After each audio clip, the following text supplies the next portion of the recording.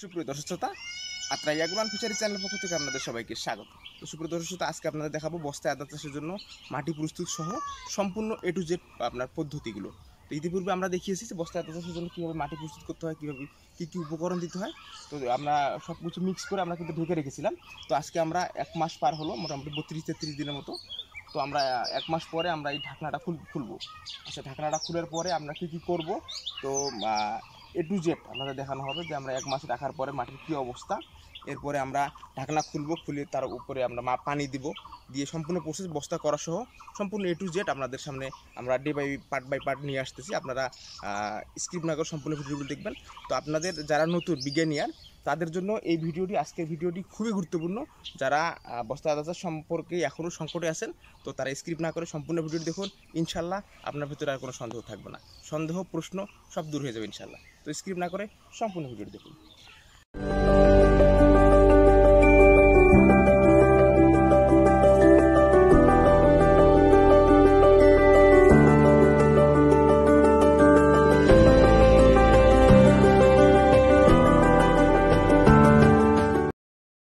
কার্যক্রম। তো সুপ্রিয় দর্শক শ্রোতা, আমরা ইতিপূর্বে আপনাদের দেখিয়েছি যে বস্তায় আদা চাষের জন্য কীভাবে মাটি প্রস্তুত করতে হয়। তো মাটি প্রস্তুতে কী কী সার দিতে হয়, কী কী উপকরণ দিতে হয়, কীভাবে ঢেকে রাখতে হয়, তো আমরা ইতিপূর্বে দেখিয়েছি। আজকে আপনাদের দেখানো হবে যে মাটিগুলো স্তূপ করে রাখার পরে, ঢেকে রাখার পরে মোটামুটি 1 মাসের উপরে ঢেকে রাখা হয়েছে এগুলা। তো ঢেকে রাখার পরে কী কী করণীয়, বস্তা প্যাকেটিং করার আগে কী কী কার্যক্রম করতে হবে, তো সম্পূর্ণ বিষয়গুলো আমরা আপনাদের সামনে তুলে ধরার চেষ্টা করব।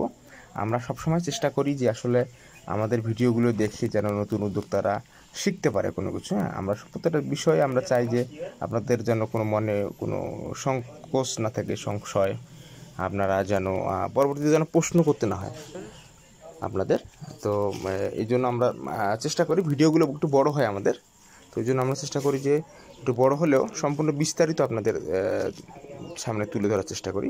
এবং দেখতে পাচ্ছেন যে এই মাটিগুলো কিন্তু আমরা ঢেকে রেখেছিলাম। মাটির অবস্থা দেখেন খুবই ঝরঝরে, কিন্তু রস নাই মাটির মধ্যে, কিন্তু রস নেই। দেখতে পাচ্ছেন মাটিগুলো ঝরঝরে আছে, একদম সুন্দর, কিন্তু এখানে রস নেই। মাটি দেখেন রসের অবস্থায় হাত দিয়ে চাপ দিলে কিন্তু মাটিগুলো দলা হচ্ছে না, একদম ঝরঝরে থাকতেছে।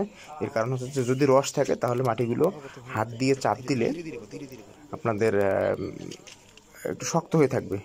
হ্যাঁ, মানে আপনার হচ্ছে যে ভাকা পিঠার মতো যখন চাপ দেওয়ানোর সময় আপনার হচ্ছে যে খমর করে যে পিঠার, ওই রকম শক্ত হয়ে থাকবে, মানে মানে জমাট বেঁধে থাকবে আর কি যখন হাত দিয়ে চাপ দিবেন। আর যদি রস থাকে, আর যদি রস না থাকে তাহলে এরকম হবে। এখানে রস আছে কিন্তু কম আছে পরিমাণ মতো।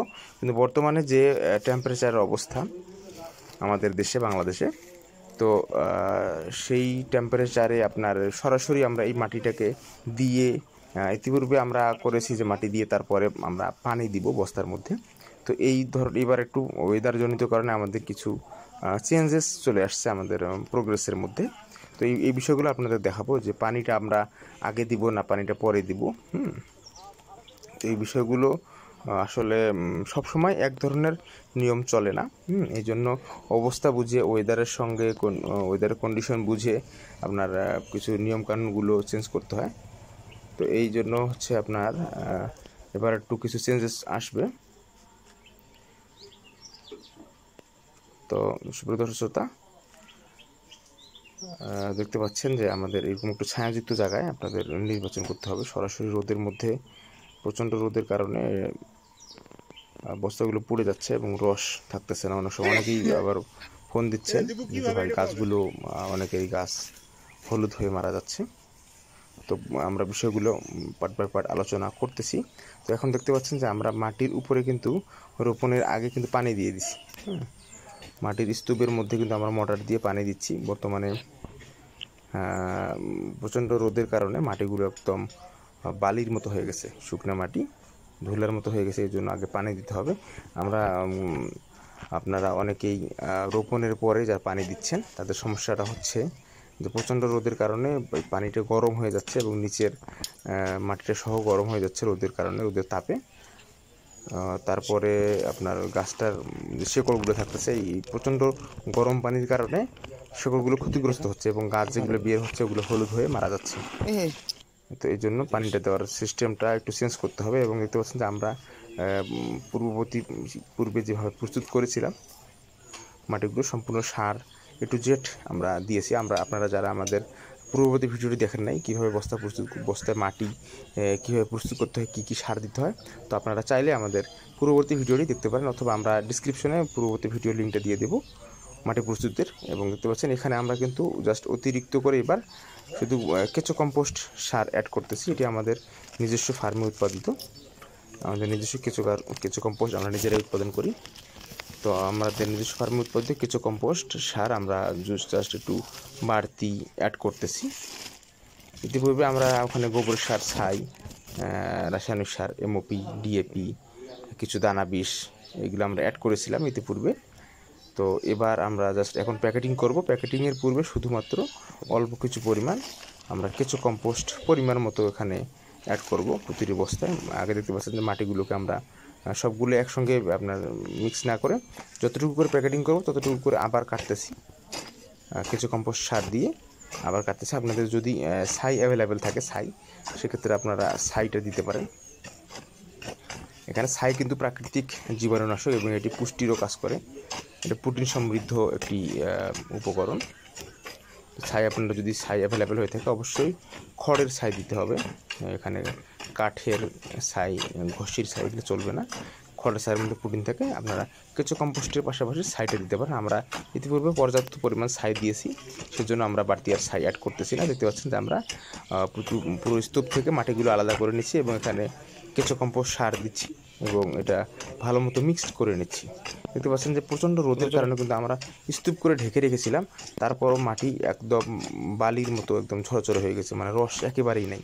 এই অবস্থায় যদি রোপণ করে দেওয়া যায় তাহলে কিন্তু আতার গাছ বের হবে না।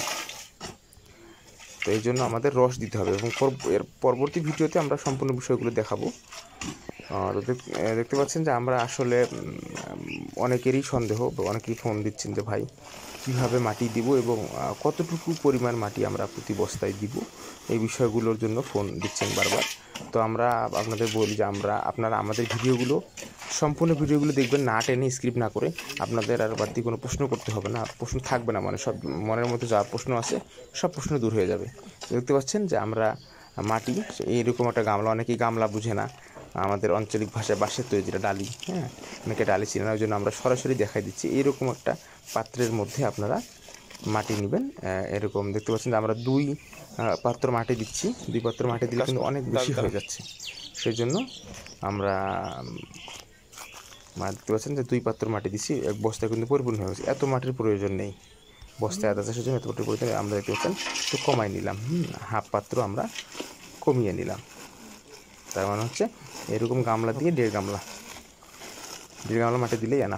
আর আপনারা কোদাল দিয়ে যদি কুপান, কোদাল দিয়ে 6 কোদাল পরিপূর্ণ ভরপুর 6 কোদাল মাটি দিলেই কিন্তু কেন হয়ে যাচ্ছে আমাদের এরকম 1.5 গামলা মতো।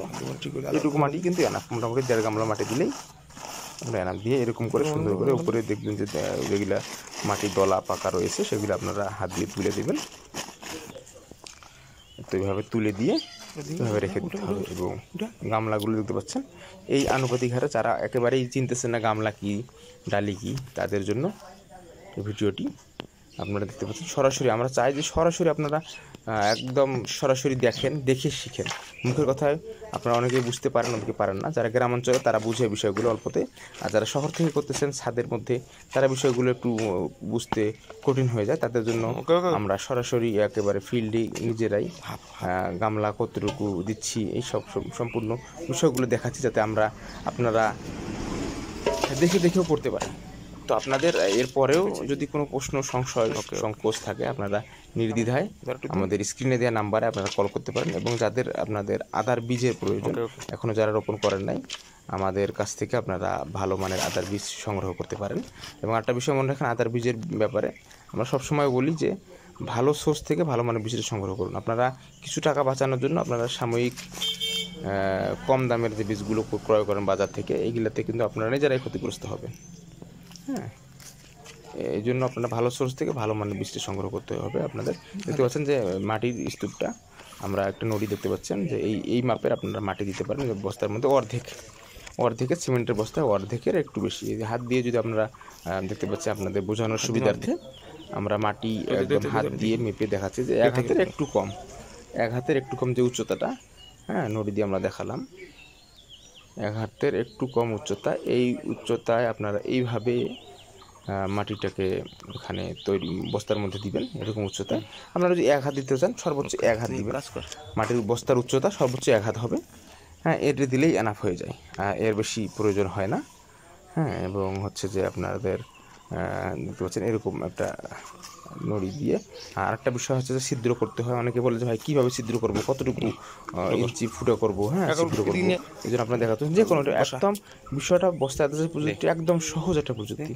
আপনারা দেখতে পাচ্ছেন যে বাঁশের কঞ্চি আছে, বাঁশের নড়ি দিয়ে এরকম করে ধরে জাস্ট এরকম করে ফুটো করে দেবেন, ছিদ্র করে দেবেন দুই দিকে, এদিকে দুইটা আবার এদিকে আবার দুইটা, সেম স্টাইলে। হ্যাঁ, জাস্ট একটু জয়েন্টে একটু, হ্যাঁ জয়েন্টের সাইডে একটু দিয়ে দিবেন, তাহলে ধরতে সুবিধা হবে। এটা জয়েন্টে বসছে, জয়েন্টের সাইডে একটু দিলাম। জাস্ট এরকম একটা সহজ পদ্ধতি, এরকম হোক, এরকম কাছে বাঁশের ঝিক, কঞ্চি অথবা কোনো লোহার স্তূপ দিয়ে বেশি বড় করার দরকার নেই। অনেকে আবার দেখি ব্লেড দিয়ে চিরে দেয়, এতে করে বস্তাটা কিন্তু ফেটে যায়, ওই জায়গা থেকে বস্তাটা ফেটে যায়, পরবর্তীতে বস্তাটা নষ্ট হয়ে যায়। এই জন্য জাস্ট দুইটা করে এদিকে দুইটা ওইদিকে দুটো দূর করে দেবেন। এবং নিচ থেকে আপনি দেখতে পাচ্ছেন যে দেখাচ্ছি আপনাদের, একদম নিচ থেকে মোটামুটি 4 ইঞ্চি উপরে একদম। অনেকে আবার নিচে করে দেয়, নিচে করলে বস্তাটা তো মাটির মধ্যে বসে থাকবে। হ্যাঁ, বস্তাটা তো বসে থাকবে, যদি বসে থাকে তাহলে তো মাটিতে পানি, বস্তার অতিরিক্ত যে পানিটা ওটা বের হতে পারবে না। সেই জন্য আপনারা মিনিমাম 4 থেকে 5 ইঞ্চি নিচ থেকে 4 থেকে 5 ইঞ্চি উচ্চতায় আপনারা ছিদ্রটা করে দিবেন। আমাদের ছিদ্র করার উদ্দেশ্যটা হচ্ছে যে বস্তায়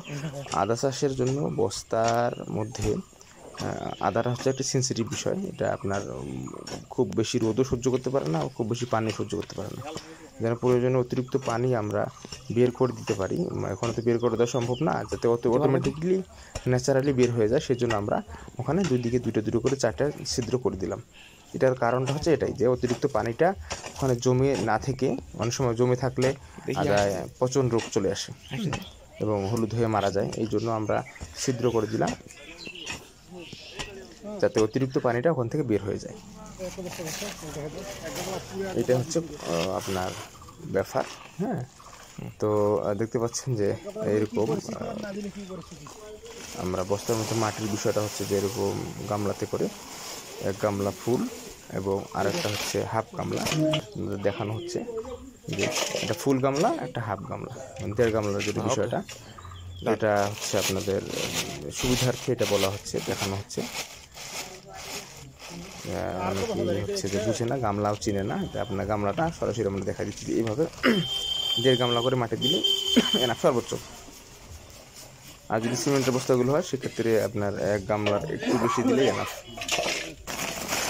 তো দর্শক শ্রোতা দেখতে পাচ্ছেন যে গামলাতে করে ছোটো ছোটো মাটিগুলো আমরা এভাবে দিচ্ছি। তো সুপ্রিয় দর্শক শ্রোতা, আর একটা বিষয়, যে বিষয়টা আমি বারবার বলি যে আসলে বীজ ভালো মানের, আপনি সব কিছুই ঠিক করছেন, আপনার উপকরণ সব কিছুই দেওয়া হয়েছে ভালো মতো, কিন্তু বীজটা আপনি সঠিক মতো ভালো সোর্স থেকে ভালো বীজটা সংগ্রহ করতে পারেন নাই, এই জন্য কিন্তু আপনি ক্ষতিগ্রস্ত হতে পারেন। এই জন্য আমরা বলি যে আপনারা আমাদের কাছ থেকে নেন কিংবা যার কাছ থেকে নেন না কেন, ভালো সোর্স থেকে আপনার ভালো বীজটি সংগ্রহ করবেন। এবং আর হচ্ছে যে ভালো বীজের, আমরা সবসময় বলি যে ভালো বীজের 70% সফলতা এমনিতেই চলে আসে, ভালো বীজ যদি আপনি ওখানে রোপণ করতে পারেন। তো সুপ্রিয় দর্শক শ্রোতা দেখতে পাচ্ছেন যে আমরা বস্তাগুলোতে, যেগুলোতে সিমেন্টের বস্তা, সেই বস্তাগুলোতে কিন্তু 1 গামলা দিলেই হয়ে যাচ্ছে। আর যেগুলো কিন্তু বড় ফিটের বস্তা, এই বস্তাগুলোতে কিন্তু 1 গামলা একটু কম হয়ে যায়, সেক্ষেত্রে আমরা কিন্তু 1.5 গামলা করে দিচ্ছি আপনার বস্তার সাইজ অনুযায়ী। সবসময় একটা বিষয় মনে রাখবেন যে আসলে নিজস্ব কিছু আপনারা থিওরি ইউজ করবেন, আপনার অবস্থান বুঝে, আপনার প্লেস বুঝে আপনি কিছু 19-20 করতে পারেন। আমরা যেটা বলতেছি হুবহু যে এটাই করতে হবে তা না, আপনার অবস্থান বুঝে আপনারা একটু প্লাস মাইনাস করতে পারেন। হ্যাঁ, দেখতে পাচ্ছেন যে আরেকটা বিষয়, আমরা বস্তাগুলো প্যাকেটিং করতেছি এবং নিচে কিন্তু আমরা প্লাস্টিক দিয়ে দিছি। এটা একটা নতুন সংযোজন। আমরা কিন্তু চাই যে আসলে সব কিছু আপনাদের সামনে তুলে ধরা, আমরা যা করতেছি সব কিছু আপনাদের সামনে তুলে ধরার, যাতে আপনারা বিষয়গুলো দেখে, আমাদের ভিডিও দেখে যাতে আপনারা সম্পূর্ণ প্রসেসগুলো করতে পারেন উইদাউট ট্রেনিং। হ্যাঁ, কোনো প্রকার আমাদের ভিডিওগুলো যদি আপনারা দেখেন, আপনাদের কোনো ট্রেনিংয়ের প্রয়োজন নেই ইনশাআল্লাহ। আমরা এটা এতটুকু বলতে পারি যে আমাদের ভিডিও দেখে যদি আপনারা শিখতে না পারেন, তা আমার মনে হয় না যে আপনারা আর অন্য কোনো জায়গা থেকে শিখতে পারবেন। কারণ আমরা যেভাবে সুন্দরভাবে সাবলীলভাবে বোঝানোর চেষ্টা করি, হ্যাঁ, তো আসলে আপনারা যদি একটু চোখ কান খোলা রেখে বিষয়গুলো একটু দেখেন, ভিডিওগুলো না টেনে শুরু থেকে শেষ পর্যন্ত ভিডিওগুলো দেখেন। অনেকেই অথবা অযথা মন্তব্য করবেন যে আসলে ভিডিওগুলো বড় ভিডিও। আসলে বড় ভিডিও একটা বিষয় গঠনমূলক একটা বিষয়ের উপরে আলোচনা করতে গেলে অবশ্যই একটু সময়ের প্রয়োজন হয়। তো এই বিষয়গুলো আমরা তারপরেও চেষ্টা করি যে একটু সংক্ষেপে করার। তো অনেকেরই বোঝার সুবিধা হয় না, বুঝতে পারে না বিষয়গুলো। তো এই জন্য আমরা একেবারেই সাবলীলভাবে বলার চেষ্টা করি। তো যার মন্তব্য করুক, হ্যাঁ। দিন শেষে আমরা কতটুকু শিখাইতে পারলাম, আমাদের দ্বারা কতজনের উপকৃত হইল, কতজন, এতটুকুই আমাদের সার্থকতা। হ্যাঁ, আমাদের ভিডিও দেখে যদি আপনি আপনার জীবন রাঙাতে পারেন, হ্যাঁ, আপনি উদ্যোক্তা হতে পারেন, এটা আসলে আমাদের কাছে বড় পাওয়া। আমরা চেষ্টা করি সবসময় একটা বিষয় আমরা নিজের আগে রিসার্চ করি, তারপরে আপনাদের সামনে নিয়ে আসার চেষ্টা করি। তো দেখতে পাচ্ছেন যে আমরা প্লাস্টিক দিয়ে এরকম বিছিয়ে দিচ্ছি। এর মেইন কারণটা হচ্ছে অনেক সময় আমরা প্রচণ্ড আগাছা জন্মায় নিচে, কিন্তু হ্যাঁ, এই আগাছা পরিষ্কার করতে করতে কিন্তু অবস্থা খারাপ হয়ে যায়। অনেক সময় আগাছাগুলো নিচ থেকে বস্তার ভিতরে প্রবেশ করে, এতে করে বস্তার ভিতরে যে সার, এখানে রস, এগুলো চুষে খায়। এই জন্য যাতে আগাছা না হয়, এবং মাটিটার অনেক সময় নিচ দিক দিয়ে বৃষ্টি পানির কারণে উঁচু জায়গা যারা নতুন জায়গায় করতেছে, মাটিটা কিন্তু পানির কারণে গর্ত হয়ে যায়, সেক্ষেত্রে কিন্তু সমস্যা হতে পারে, বস্তাগুলো জমাট লেগে যায়, মানে নানাবিধ প্রবলেম থাকে। এই জন্য আমরা সাজেস্ট করতেছি, আমরা নিচে যদি আমরা প্লাস্টিক দিতে পারি, তাহলে আপনাদের খুব সুন্দর হয় এবং ঘাস, অতিরিক্ত আগাছা জন্মাবে না। দেখতে পাচ্ছেন আমরা কিন্তু মাটিগুলো একেবারেই উপরে পানি দিয়েছি। প্রচণ্ড ইয়ার কারণে, আপনার টেম্পারেচারের কারণে, কারেন্টের খুবই আপনার বিদ্যুৎ সংকট, কারেন্ট থাকতেছে না, বারবার কারেন্ট পালিয়ে যাচ্ছে। এই জন্য পানিটা পুরোপুরি দিতে পারি নাই, যতটুকু দিচ্ছি। এবং বাকেটে প্যাকেটিং করতেছি। প্যাকেটিং করার পরে আমরা পরবর্তী ভিডিওতে আমরা সম্পূর্ণ দেখাবো যে পানিটা আমরা কীভাবে দিব বস্তার মধ্যে, আদা রোপণের আগে কীভাবে পানি দিতে হয়। হ্যাঁ, এই বিষয়গুলো আমাদের যদি ওয়েদারজনিত কারণে আমাদের কিছু প্ল্যানিং আমরা চেঞ্জ করতেছি, পূর্বের ন্যায় নয়, একটু ব্যতিক্রম এবার হচ্ছে। তো আমরা চাই যে আপনারা যদি আমাদের ভিডিওগুলো আমরা সম্পূর্ণ দেখেন, এবং যে জায়গাগুলোতে বুঝবেন না, আপনারা আমাদের স্ক্রিনে দেওয়া নাম্বারে আপনারা কল করতে পারেন। হ্যাঁ, কল করে আপনারা হয়তোবা আমাদের পরামর্শগুলো নিতে পারেন। অনেক সময় আমাদের কিন্তু আরও অনেকগুলো বিজনেস রয়েছে, অনেকেই ফোন দিচ্ছেন বারবার, অনেক সময় রিসিভ করা হয় না, অনেক সময় একটু দেরিতে রিসিভ করি। আমরা কিন্তু প্রত্যেকটা কলেরই আমরা রিপ্লাই দিই, অথবা রিসিভ করতে একটু দেরি হলেও, মিটিংয়ে থাকলে কিংবা অন্য কোনো প্রজেক্টের কাজে ব্যস্ত থাকলে আমরা কিন্তু একটু ফোনটা রিসিভ করা হয় না, পরবর্তীতে কিন্তু আমরা রিপ্লাই করি। হ্যাঁ, আমরা কিন্তু পরবর্তী কলগুলো ব্যাক করি। আমরা চাই একজন ব্যক্তি আশা নিয়ে আমাদের কাছে ফোন দেয়। হ্যাঁ, আমরা দিন শেষে কতজনকে শিখাইতে পারলাম, কতজন উদ্যোক্তা তৈরি করতে পারলাম, এটাই হচ্ছে আমাদের সার্থকতা ভাই। হ্যাঁ, আমাদের কাছ থেকে পরামর্শ নেবেন টাকা দিয়ে, এরকম আমরা চাই না। আসলে আমরা চেষ্টা করি ফ্রি অফ কস্ট। হ্যাঁ, তরুণ উদ্যোক্তারা এই সেক্টরে আসুক। কৃষি সেক্টরে যদি আপনার তরুণ উদ্যোক্তারা আসে, শিক্ষিত বেকার উদ্যোক্তারা, তাহলে অবশ্যই আমাদের দেশের চেহারা পাল্টে যাবে। হ্যাঁ, এই জন্য আমরা চেষ্টা করি, কৃষি নিয়ে কাজ করতেছি। হ্যাঁ, সফল কৃষিক্ষেত্রে সম্ভাবনা, প্রচণ্ড একটি সম্ভাবনাময় খাত। আসুন আপনারা বেকার যুবকরা এই সেক্টরে এসে আপনারা জেনে বুঝে দক্ষ লোকের কাছ থেকে পরামর্শ নিয়ে এই সেক্টরে যদি আসতে পারেন, অবশ্যই আপনাদের চাকরির পিছনে ছুটতে হবে না, ইনশাল্লাহ এখান থেকে ভালো কিছু করতে পারবেন। সফলতা আসলে একদিন আসে না ভাই, সফলতার জন্য অনেক কিছু শ্রম দিতে হয়, ঘাম ঝরাইতে হয়, এবং অনেক সময়ের প্রয়োজন। অবশ্যই যারা আপনাদের আশেপাশে যারা করতেছে বিষয়গুলো, সফল হচ্ছে, তাদের কাছ থেকে অবশ্যই আপনারা পরামর্শ নিয়ে প্রজেক্টগুলো শুরু করতে পারেন। বস্তায় আদা চাষ নিঃসন্দেহে একটি স্মার্ট বিজনেস। জেনে বুঝে করতে পারলে, এই বিজনেস জেনে বুঝে যদি আপনি করতে পারেন, অবশ্যই আপনি হতে পারেন একজন সফল উদ্যোক্তা। তো সুপ্রিয় দর্শক শ্রোতা, আমরা আর ভিডিওটি দীর্ঘায়িত করতেছি না। আপনাদের প্রসেসটা যতটুকু দেখানোর প্রয়োজন ছিল আমরা ততটুকু দেখালাম, যে কীভাবে মাটির মধ্যে কী কী উপকরণ দিচ্ছি এবং বস্তাগুলো কীভাবে প্যাকেটিং করতেছি, কীভাবে আমরা সারিবদ্ধভাবে বসাইতেছি। এরপরে আমরা দেখাবো কীভাবে বস্তাগুলো প্যাকেটিং সম্পূর্ণ হয়ে গেলে আমরা দেখাবো যে কীভাবে বস্তার মধ্যে পানি দিতে হয়, কীভাবে আদা রোপণ করতে হয়, কতটুকু দূরত্বে আদার বীজ রোপণ করতে হয়। সম্পূর্ণ ভিডিওগুলো নিয়ে আপনাদের সামনে পরবর্তী ভিডিও নিয়ে আমরা আসবো। তো আপনারা স্কিপ না করে ভিডিওগুলো সম্পূর্ণ দেখুন, এবং যদি কোনো জায়গায় আপনাদের বুঝতে সমস্যা হয় অবশ্যই ফোন দিতে পারেন।